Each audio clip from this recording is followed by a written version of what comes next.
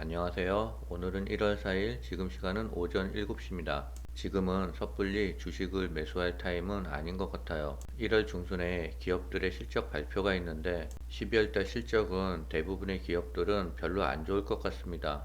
그때가 한 번의 매수 타임일 것 같고요. 아마 1분기 때는 작년 저점을 테스트할 수도 있을 것 같습니다. 애플의 중국 폭스콘 공장은 가동률이 90%까지 올라갔다 하고요. 월가에서는 테슬라의 성장 속도가 둔화될 전망이라고 합니다. 경기 부양을 선언한 중국은 성장세가 이어질 것 같고요. 구독, 좋아요 부탁드립니다. 어제 차이나 전기차가 조금 올라서 마이너스 29%이고요. 미국장은 오늘 하락했어요. 그래서 마이너스 11%인데요. XOXL은 전 저점 6달러까지 터치할 수 있을 것도 같습니다. 일단 저는 6달러 근처에 오면 매수를 해보려고요. 코스피도 어제 하락을 했는데요. 기간은 3천억을 매도했고요. 2200선을 다시 한번 깨고 올라갈 수도 있을 것 같습니다. 삼성전자도 55,400원까지 내려왔는데요. 1분기 안에 작년 저점 51,000원을 터치할 가능성도 있습니다. 미국 월스트리트 주요 은행 70%가 올해 미국 경기가 침체에 빠질 가능성이 크다라고 진단했는데요. 이유는 미 연준이 기준금리 인상 역풍이 본격화하면서 가계 소비 여력이 줄어서라고 합니다. 이들 은행들은 제롬 파월 의장이 2023년 금리 인하는 없다던 지난해 자신의 말을 뒤집을 가능성이 있다라고 예상했고요. 올해 하반기에는 정책 기조 전환을 택할 것이라고 전망하고 있습니다. 미국 가계의 추가 저축액은 코로나 이후에 2조 3천억 달러까지 늘어났는데 이제는 1조 2천억 달러로 줄었다 하고요.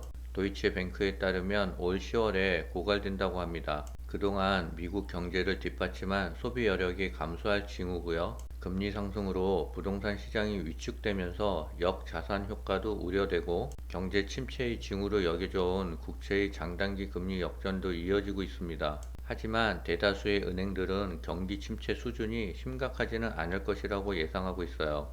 은행들은 올해 안에 연준이 금리 인상에 대해 정책 전환이 있을 것이라고 내다봤고요. 1분기에 금리 인상을 하고 2분기에 중단한 뒤 3분기나 4분기부터는 인하에 나설 것이라고 내다봤습니다. 애플의 최대 생산 시설인 중국 정조 폭스콘 공장이 현재 가동률이 90%까지 회복됐다는데요. 아이폰 14 프로와 아이폰 14 맥스를 주로 생산하는 이 공장이 빠르게 정상화된 것은 설날 쇼핑 시즌을 앞두고 좋은 징조라고 합니다. 중국 코로나 사태 때문에 애플의 주가가 많이 하락했는데요. 12월 실적 발표 이후에는 애플의 주가도 점점 회복될 것 같아요. 테슬라의 지난 연간 전기차 인도 실적이 예상보다 저조한 것으로 나타났는데요. 고객에게 총 131만 대의 차량을 전달했다라고 발표했습니다. 시장의 전망치인 134만 대는 물론이고 머스크가 당초 제시한 목표치인 140만 대에도 한참 못 미치는 실적이라고 합니다. 월가에서는 지난해 65% 폭락한 테슬라 주가가 추가 하락할 것이라고 경고하고 있는데요. 뉴욕타임즈는 테슬라 투자자와 월가 애널리스트들 사이에 머스크가 트위터 개혁보다는 전기차 사업에 집중해야 한다는 목소리가 커지고 있다고 합니다. 월가에선 테슬라 차량에 대한 수요 둔화가 현실화됐다는 평가가 지배적이고요. 테슬라는 심각한 수요 부진 문제에 직면했다며 성장 목표를 낮추거나 가격 할인 정책을 세계적으로 확대 유지해야 할 것으로 말하고 있습니다. 올해는 경제 불확실성과 높은 금리, 전기차 시장 경쟁 격화 등으로 인해 테슬라가 성장 속도를 유지하기 힘들 것이라고 분석하고 있고요. 블룸버그는 테슬라 주가가 여전히 고평가되어 있다며 경기 침체에 의한 수요 둔화 등의 악재로 인해 올해도 매출과 주가 모두 부진할 것이라고 보도하고 있습니다. 차이나 전기차가 1.24% 상승했는데요. 어제 밑꼬리가 길게 달린 거로 봐서는 어느 정도 저점을 다지고 있는 것 같습니다. 글로벌 전기차 시장에서 쩐의 전쟁이 본격화하고 있다고 하는데요.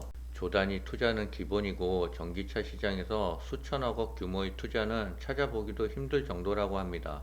올해의 글로벌 전기차 판매량이 처음으로 1000만 대가 넘었으며 시장 판도가 확 바뀌는 것이라며 전기차 배터리와 완성차 업체의 투자도 폭발적으로 증가할 것이라고 내다봤습니다.